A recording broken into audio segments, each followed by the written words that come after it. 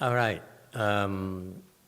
We have some questions here that's from the internet, and we'll welcome people to ask questions. Why is that? Because we're here to talk about your questions, about your problems.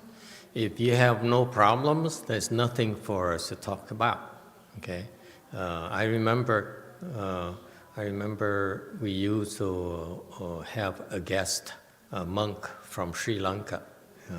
He came here from Sri Lanka, and he has a master's degree in Buddhology, Buddhist philosophy in Sri Lanka. So he's a certified teacher in their system.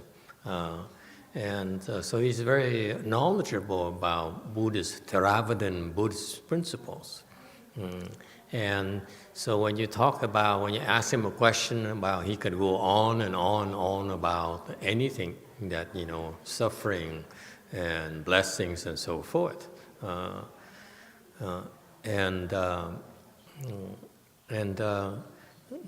We have a different attitude. I have a different perspective. People misunderstand. People who study Buddhism, read a lot of books in Buddhism, are well researched in Buddhism. They're so knowledgeable that they can answer any kind of questions you have. However, the knowledge there is basically book knowledge. Okay. If you look at the bull of Shakyamuni Buddha, he really, after he became a Buddha, he didn't go around telling people that I know you're suffering, I know you're in trouble, and therefore let me tell you how to fix those problems. Okay. When he taught the human realm, what did he do? He uses his spiritual eye and looked at his 5 prior attendants. Before he became Buddha, he had 5 personal attendants who accompanied him, and they eventually gave up one after another. Okay, and they went back to the deer park to meditate. So you look at them and say, these people are the people that have problems. And so that's why he chose to go over to the deer park in India and to talk the Dharma to them. Okay? So my point being that in the Mahayana spirit, we only talk about the Dharma to solve your problems. If you have no problems, there's nothing to talk to you about. Okay? If you feel you're happy, you feel you're satisfied, then be happy, be satisfied.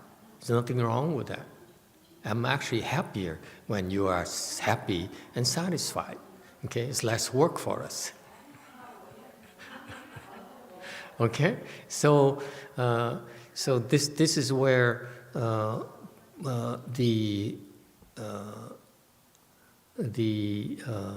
Buddhist monks and nuns tend to make a mistake on is they're overzealous.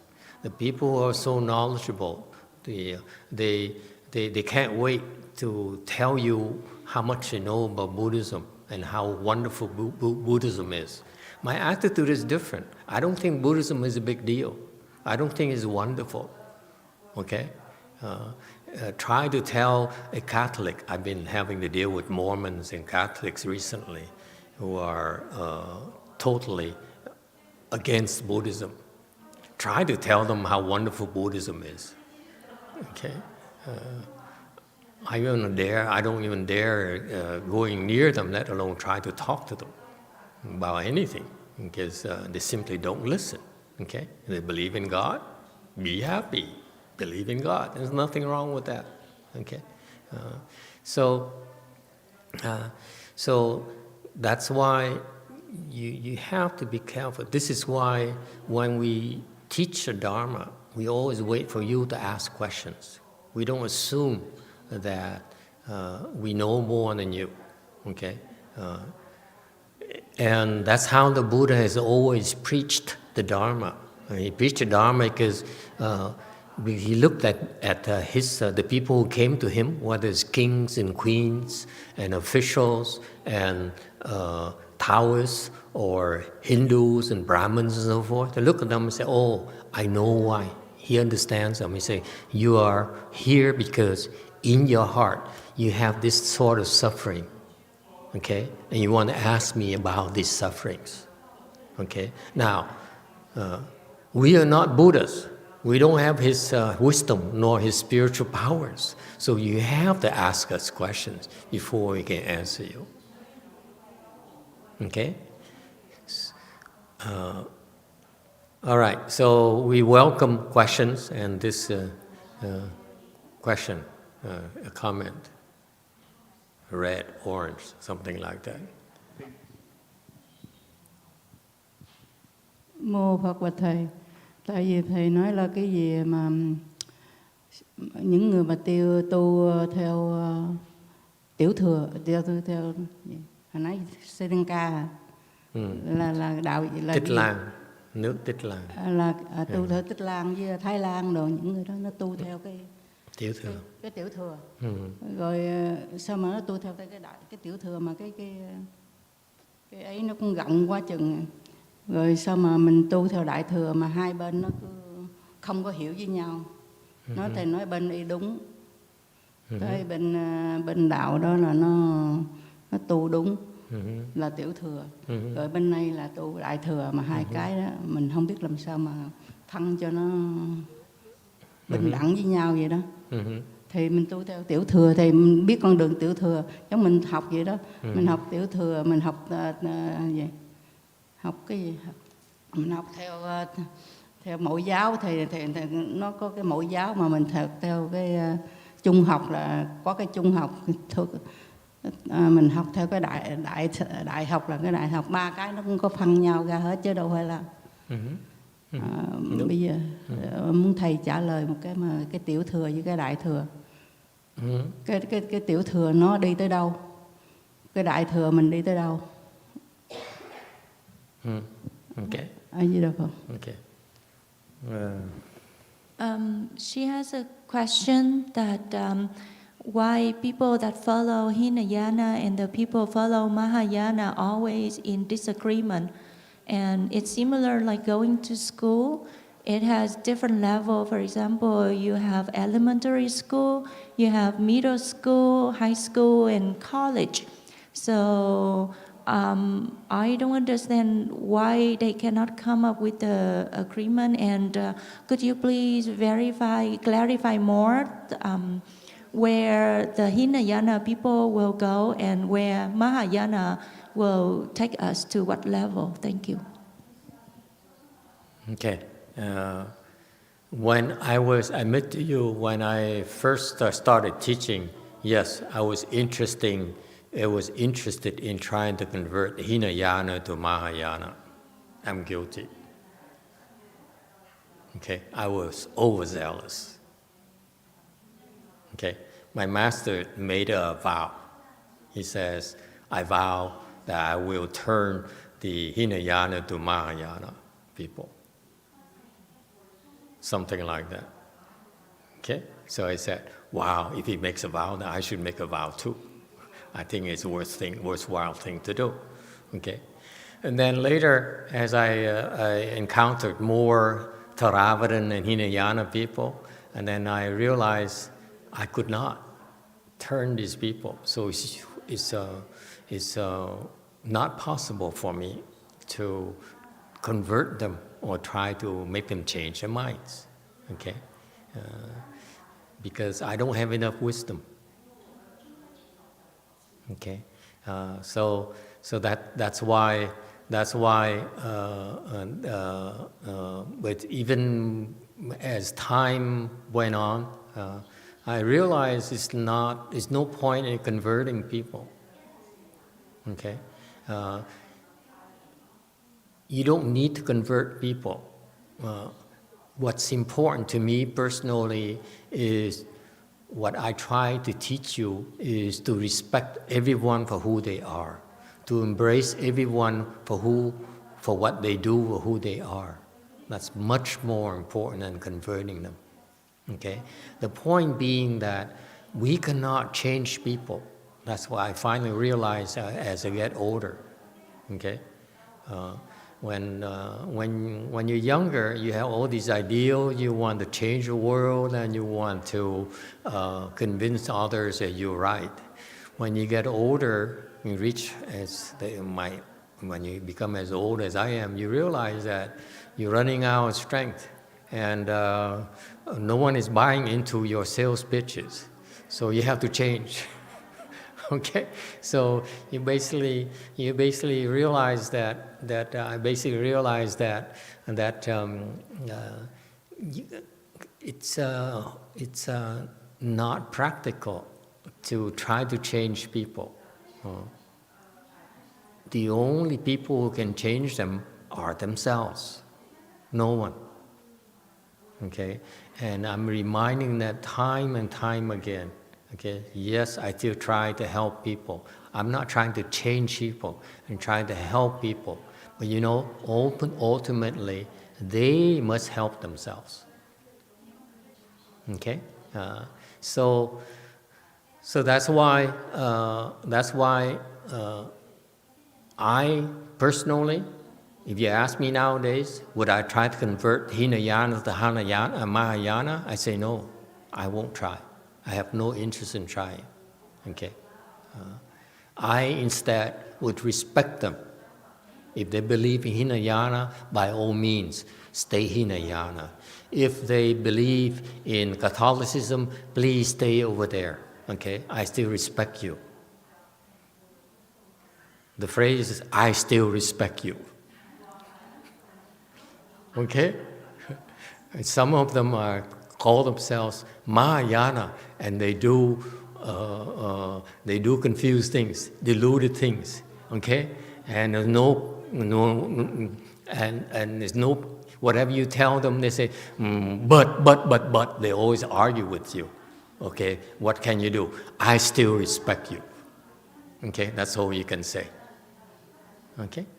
So I hope that you eventually someday you will share my beliefs that Mahayana is really, we don't look at Hinayana versus Taoists versus Catholics. Mahayana is all embracing. Okay? You are who you are, and we embrace you, we accept you, we coexist. That's it. Okay? And we mind our business, we improve ourselves. And by your seeing how we improve, how we become better as a person, as people, then they decide for themselves they want to be like that or not. Then they change by themselves. We don't need to try to change them. It's fruitless, personally, to try to change people. As of recently, I try to help. Okay? I really try so hard to help. And this disciple of mine, okay, is regressing and regressing and regressing. Okay? Okay? So, that's life. All you can do is to try. Okay? The reason I try is because I was asked. Okay? You don't ask, I still respect you. Okay? So, never mind by Hinayana. Okay? It's only a word, that's all. Okay? You look at my my master's disciples, they are supposedly Mahayana people, but I look at the overwhelming majority of them, okay, is Hinayana. You can call themselves whatever you want, but your understanding is only Hinayana. That's why I call them Hinayana, Mahayana. Okay? So stop discriminating, okay? And learn to embrace and respect people for who they are. That's what our Mahayana is. Okay? That's more important than trying to convert people. Okay? So, in other words, I respectfully disagree with my master. I will not try to convert Hinayana to the Mahayana. Okay? Not me. I have no interest. Okay? If they asked, I try. But if they don't ask, stay Mahayana, stay Hinayana, stay Taoist, stay Hindu. There's nothing wrong with that. Okay? I still respect you. Okay? Trả lời vậy được không? Kệ người ta. Okay? Cái quan trọng nhất là this is, you know, this is why we have religious wars, because people are trying to convert and trying to impose their beliefs on others. Okay, and recently there are some in Myanmar. There's some Buddhist monks who advocate it's okay to kill the non-believers. To us, is totally wrong. Okay, in the history of Buddhism, we don't ever do that until recently. This is how these radicals come in and distort the Buddhist teachings and to serve their own personal agendas, and that's wrong. Okay, totally wrong. Okay, and the senior monks in Buddhism need to speak up against that. It's totally wrong. It's not us at all. It's not Buddhism at all. And at the more advanced levels, I'm even reminding you that there's no need for me personally to try to convert Hinayana to Mahayana. No need. Okay? They'll change themselves when they have enough blessings. Okay? Because just like, let me put it this way, if you have a lot of money, okay, if you can afford it, wouldn't you rather go to a Michelin star restaurant than going to McDonald's? I would go to a Michelin star restaurant because I can afford it. Right? Same thing. If you have the blessings, why would you settle for something that's not as rewarding to you as Mahayana? If you don't have the blessings, there's not much we can do. All right? Okay, any other questions? We have a question here on the slide, question number 9. Blessings follow you unless it gets used up. How does one use up blessings? I listen to Master's teaching even while I was sleeping. I believe I'm planting my seed, or at least watering them. I talk. Okay? Blessings follow you. Okay? This is the cool thing about blessings. It's Buddhist concept of blessings. Blessings is like your asset, your property, your spiritual asset, your spiritual property. They will go with you as you change bodies, okay? When you revolve in the wheel, you're just like changing hotels, okay? But you still carry your wallet with you, if you will, okay? So blessings are like a wallet, so it's there, okay? You carry with you, your wallet, your purse, wherever you go, you carry one with you, okay? Or nowadays the iPhone or the cell phone where you can do bitcoins and all those cool things. You don't need a wallet anymore, okay? But you have this asset you can use, okay? And when you use it, then it's like going to ATM and take out cash. Using up is how you use up your blessings by wanting to use those blessings. Wanting meaning what? There's some of us who says, when I was younger, I wanted to become rich. Okay, I wanted to get an education. So because of that desire, that's how our prior accumulated blessings or our blessings will then manifest itself, okay, as an education, as money, as a job, okay, as a house, and all those things. All right? So you use up your blessings because you will it. You have the intention. You want these things. You desire these things. That's how you use up your blessings. All right? So in a related matter, if you understand that now, then be careful about not exhausting your blessings. Because if you use up your blessings, then you become poor. Okay? So the wise people, especially Asians, you look a lot of, especially Chinese. This is something we can all learn from a Chinese. Okay? I know a lot of rich Chinese families. They train their children by what? By bringing them to the temple and give them money and say, son, put this money in a donation box. Okay? And they train their children to accrue blessings by making offerings. Okay? That's very, very wise Chinese wisdom. Okay? That's very wise Buddhist wisdom. Or the Catholics, they accrue blessings by building churches, by doing charity work, by helping others. Okay? Those are good ways of create blessings. Okay? And so in the subject, in the spirit of blessings, and when we talk about blessings, make sure that you accrue blessings, okay? So that you have more and more blessings.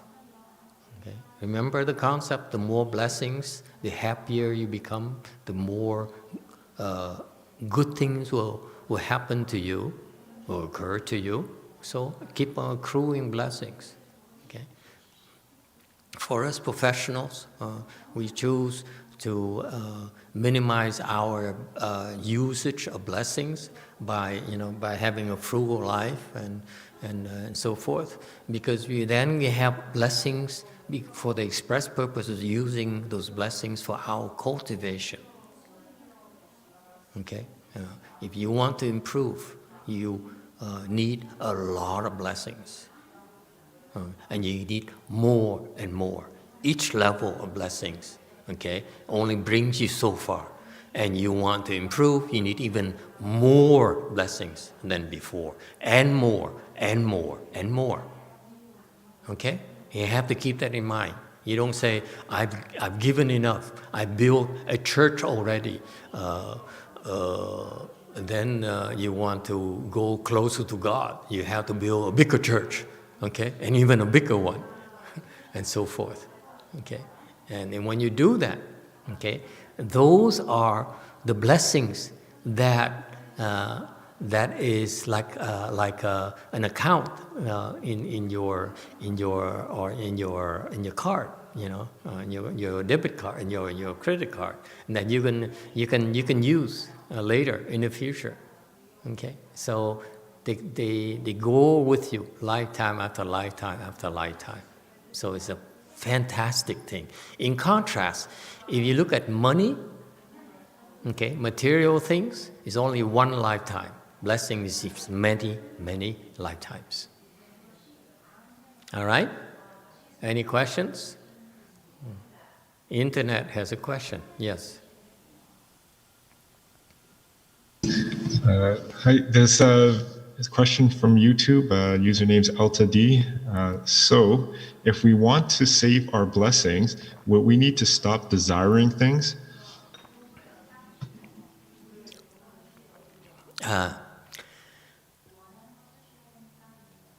It depends on what your goals in life are. Okay, for some people, for normal people, it's perfectly normal to desire things. Okay, if for normal people, it's normal to desire good things for your family, to provide for your children, to make your to buy a diamond ring for your wife. Yes? Thank you, please. Okay? So those are good things to do. Okay? For lay people, of course we should, for ordinary people, of course we should use our blessings because we need to enjoy ourselves and have a good life and happy life. Not only for ourselves, but for our families, our loved ones and friends. Okay, but for lay people, you need to have a balance. Okay, that understand that your material things are simply are manifestations of your hidden blessings. So if you're aware of that, then when you have these material things, then reinvest them to create more blessings. That's what I would do. Okay? So it's perfectly okay to have desires if you're a lay person, but use moderation and then make sure you reinvest, if you will. Yes, Blue. Master, how do we reinvest?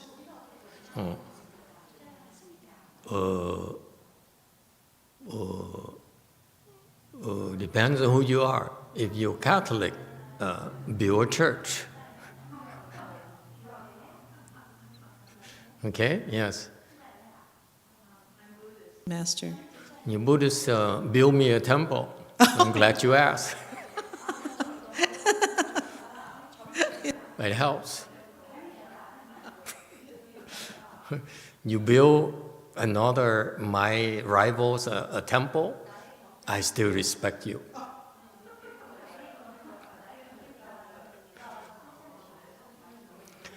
Okay, so you create blessings by doing things that are beneficial to others. So that's why some people, they are able to do charity work. So they help others. They help the poor, the widowed, the elderly, and so forth. Okay, so that's creating blessings by helping others. Okay, but in Buddhism, we don't do that much charity work because we have other means to create more blessings than doing charity work. Okay. Yes, my master YongHua, did charity work. He helped the refugees. He have free food for the homeless and so forth. Okay, but that's not the majority part of blessings generation for us. We have a lot more effective ways to generate blessings. It's far more than charity work. So that's why some Buddhists do charity work, because they don't know of the other much more effective way of generating far greater blessings. And remember the concept, whatever you do, the more goodness you generate, okay, that's your blessings generated are proportional to that. That's why it's a matter. So for example, in Buddhism, instead of doing charity work, we do charity work. How can you say no to someone who's starving to death? Okay, of course you need to help them. Okay, that's part of it. We don't discriminate. We have a chance to help, we help. However, okay, we have, if you understand the concept of the greater the goodness it is, the greater the blessings, then instead of doing charity work, instead of building an edifice or building a monument or gate or something, we use the money, let's say, to print sutras, okay, and or help propagate the teaching. Yeah, like I don't know, making a movie about Buddhism, okay, or whatever, okay, so that more and more people can benefit from the broader perspective about life. So you help a lot more people. That's how you generate more blessings. Okay, so many of the Buddhists are smart, especially those Chinese people I talked to you about, Chinese descent. You know, they taught their children, young children, you go and you give a red envelope to the master, okay, or put it in a donation box at the temple. Why? Because these monks and nuns, like a monk who, at the level of my master, Master YongHua, Chinese master YongHua, he, you know, we give him $100, okay, he can deploy $100 to do far greater good than if you were to give it to me, for example, okay. So that's why when I first started, I encouraged them, you people, to go to make donation to my master's temples. Okay? And I say, you go there, you put the money there, the money will be deployed and do far greater good than you can do it than I can do it. Okay? So that's why I advise people to do that. And later on, they deviate a little bit further away from the way my master would do it. That's why I don't recommend they do it anymore. You know, so now we become rivals. So I said, give it to me first. Okay? Yeah. They're rich enough already. You give $100 to a billionaire is not the same as giving $100 to me, a poor monk. Okay? Yeah. All right. Okay. Then so it's very important. The original question, you know, why don't we get along? We don't get along because we don't have enough virtue. I don't have enough virtue. That's why they don't believe me. Okay? But it's okay.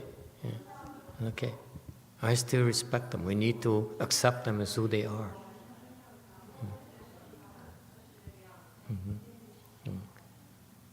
And that's what they remember. Everyone else is trying to convert them, including my Chinese master. We don't. We are more Americanized. I'm poking at his disciple back there. He's numero uno. Phải không con? Thầy điểm qua được. Number one. I said, no, it comes to try to convert Hinayana and Mahayana. We don't do that. That's not number one. That's number two. Okay? All right. I listened to Master's teaching even while sleeping. Yeah, we call it brainwashing. You know, you heard those, you watch those movies where, you know, where I remember those James Bond or spy movies where they actually brainwash you by playing tapes at night. Is that a James Bond movie, right? On Her Majesty's Service. I still remember that. One of my early James Bond favorite movies. Okay? Okay. So, yes, it's very good way. So seriously, if you are able to listen to the Dharma, whether it's a Dharma talk or a mantra in Buddha's name while sleeping, okay, it's very good too. It goes through your ears and it stored in your consciousness, whether you're aware of it or not. So it's a fantastic trick. Okay, so it works fine if you are single. I don't recommend you do that if you are sleeping with someone else, sharing the bed with someone else. It's a rivalry there. All of a sudden they say, I'm sharing my bed with a monk or a nun. They wouldn't like it. Okay? I believe in planting my seed, or at least watering them. Yes, you are right. Okay? That's fine. Okay?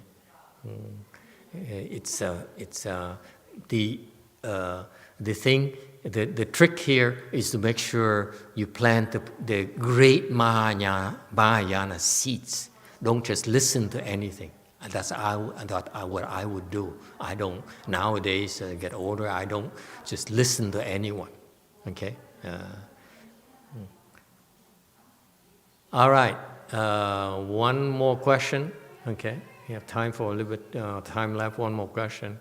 This question not about Chan. I was wondering how Shriyas, how to tell if a Shriya is real or fake. I have no idea either. I usually rely on my Shriya monk, who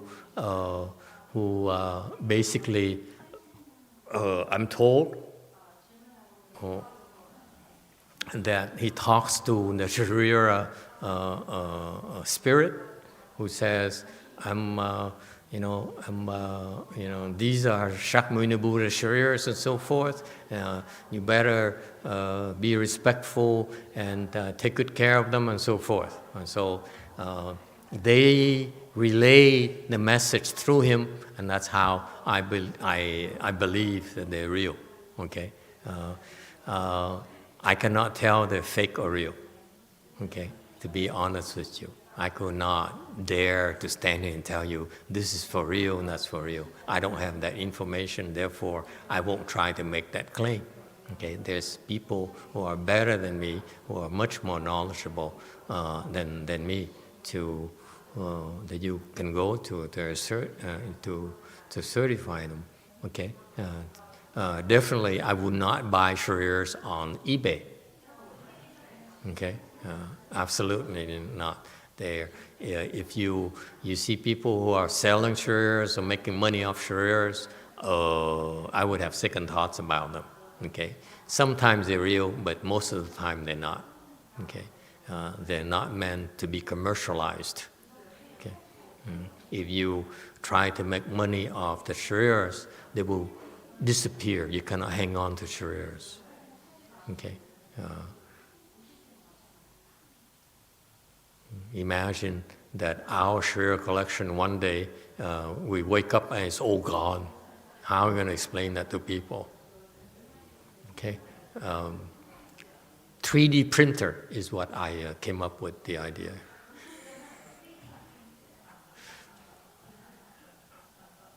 Okay, so that's why if I can think of that, so can others. So I cannot tell they're real or fake. Okay. I do believe in my disciple Master Xianchu's words, because he keeps on telling me all these stories, how the Shriya spirit told him that, this and that and so forth. And I said, I don't care, just bring them here, okay, and take care of them. Okay. Shriyas traditionally are under the guardianship of the Hinayana monks and nuns. Okay, Mahayana people, we don't do Shriyas. Okay, so that's why I don't know much about it. Okay, and somehow at our temple we were given guardianship of this collection of Shriyas, a humongous number of Shriyas. We call it 10,000, but it's more in the millions. Okay, but so